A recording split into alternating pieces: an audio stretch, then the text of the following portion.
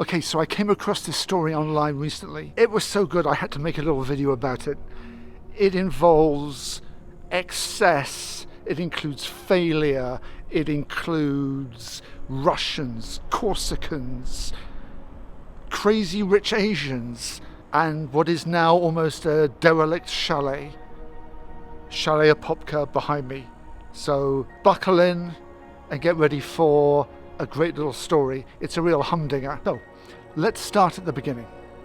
Back in 1950, a Vosges industrialist called Georges Lang hired an architect called Denis Paradel to design and build a chalet. Chalet Lang, surprisingly. This was a very unique chalet in that half of it was on stilts, which was unique.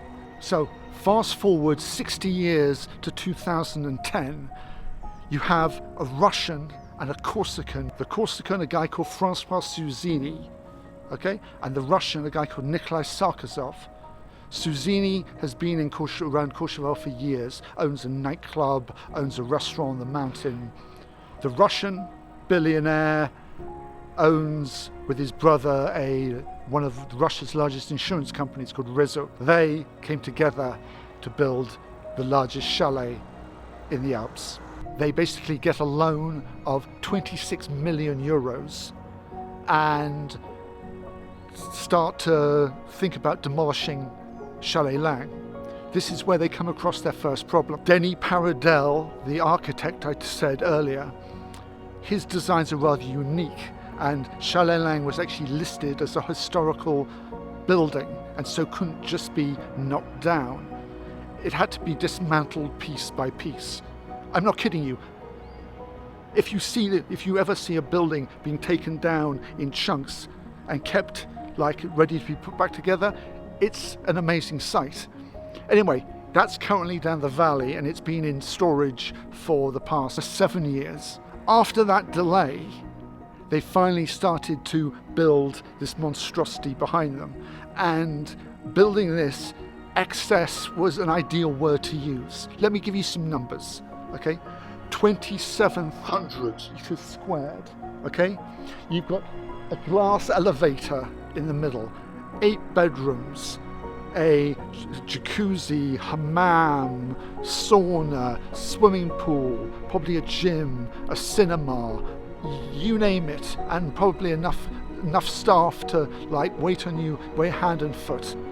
By winter 2015, this chalet was meant to be open, okay? And it was apparently booked by some rich Asians for 670,000 euros. Okay, which is about $750,000, which I hope was for more than 1 week, but 1-2 weeks over Christmas.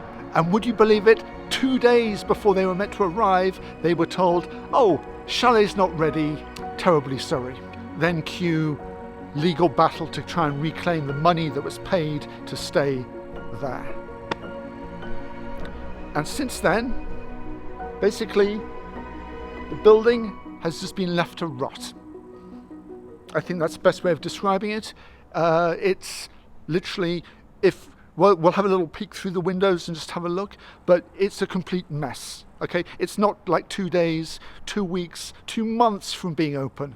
You would need a crew the size of whatever, and you would need $1 million to get this all up and running, okay? It is just an absolute mess. However, after sitting empty for 4 years, on October the 4th, if you would like to purchase said chalet, you can. I think, if you have a spare 27 million lying around, they will entertain an offer, maybe something a little bit smaller.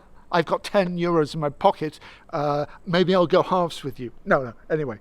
So beginning of October, the receivers are hoping to pass this on for someone who's actually going to use it. What was meant to be the biggest chalet in the Alps, in my opinion, is the biggest failure in the Alps, and that's saying something.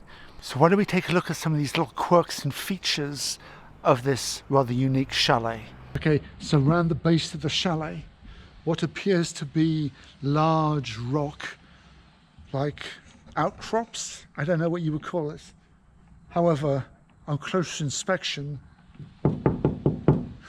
yeah, completely and utterly fake. Sounds like fiberglass.